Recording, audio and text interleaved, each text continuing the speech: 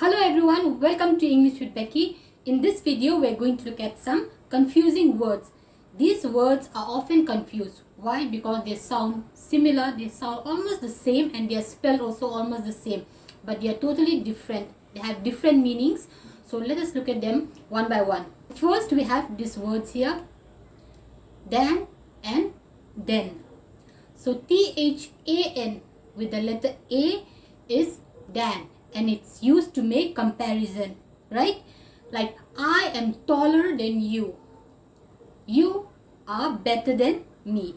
T-H-A-N. It's used to make comparison.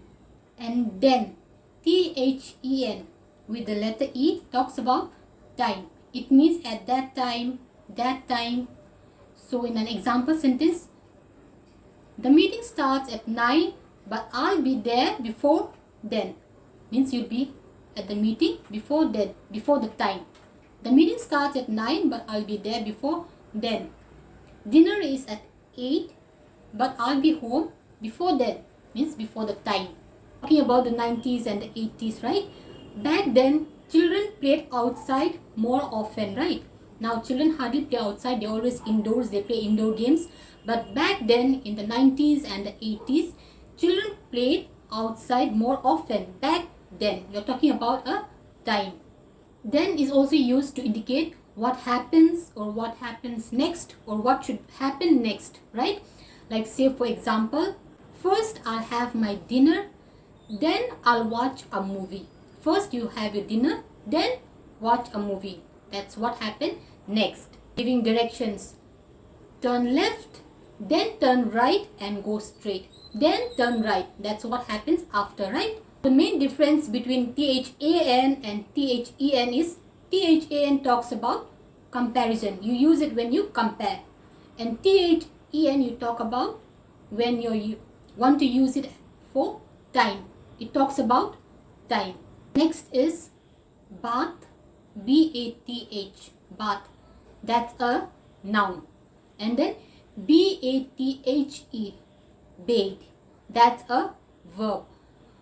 Most of the time people say bath even when they're talking about a verb, when it's a verb. But when you're using it as a verb, we always say bathe, right? And now bath.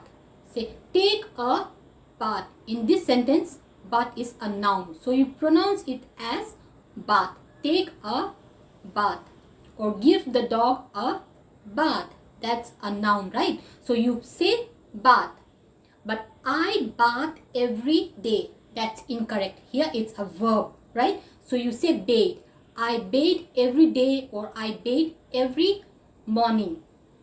Bathe the dog, not bath the dog. Here it's a verb, so you say bathe. Give the dog a bath. That's noun. Bathe the dog, verb. So you say bathe. And even in the ing form, it's not bathing, it's bathing, right? Bathing, not bathing, right? Next we have further and further. F-A-R-T-H-E-R, further, and F-U-R-T-H-E-R. So what's the difference? F-A-R-T-H-E-R is a distance that you can measure. It talks about a distance that you can actually measure. Say, the restaurant is further down the road. That means you have to walk further, you have to walk more to reach the restaurant. The restaurant is further down the road. You can measure the distance, right? I can't walk any further. Means you can't walk the distance anymore. You're too tired to walk the distance. I can't walk any further with the letter A. F-A-R-T-H-E-R. And further, F-U-R-T-H-E-R, it's a metaphorical distance. It's a distance you cannot measure. It talks about something more, something additional, something that encourages growth. For example, you have to work hard to get further in life.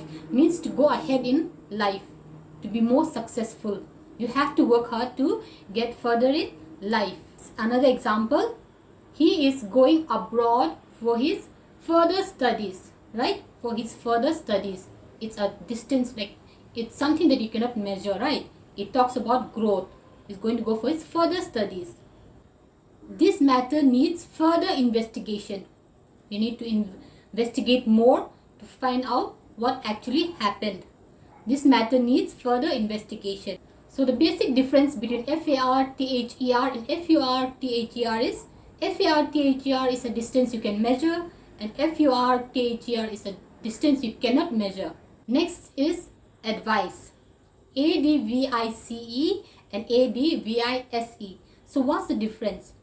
ADVICE, it's a noun, meaning an information or a guidance that something or somebody gives you. That's an advice. So ADVICE, it's a noun. Say for example, you can use it in a sentence like this. Thanks for your advice. Right? Thanks for your advice. Here it's a noun. So this you would need when you write because it sounds the same. ADVICE and ADVISE sounds the same. So when you're writing, when you're using it as a noun, ADVICE, you use that as a noun. Thanks for your advice. That was an excellent advice. And ADVISE is a verb.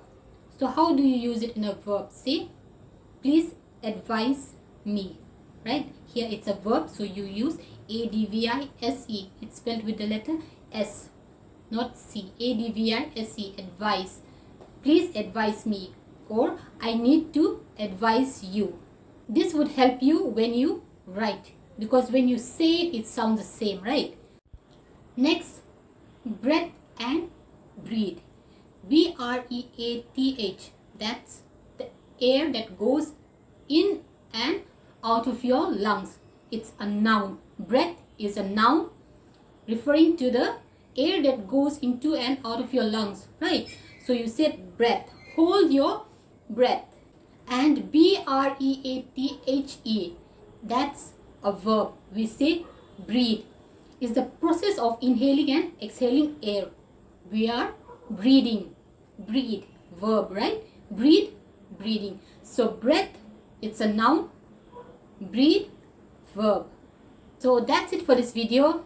I hope you found it useful. If you did, kindly consider subscribing to the channel. Thank you for watching. I'll see you in the next one.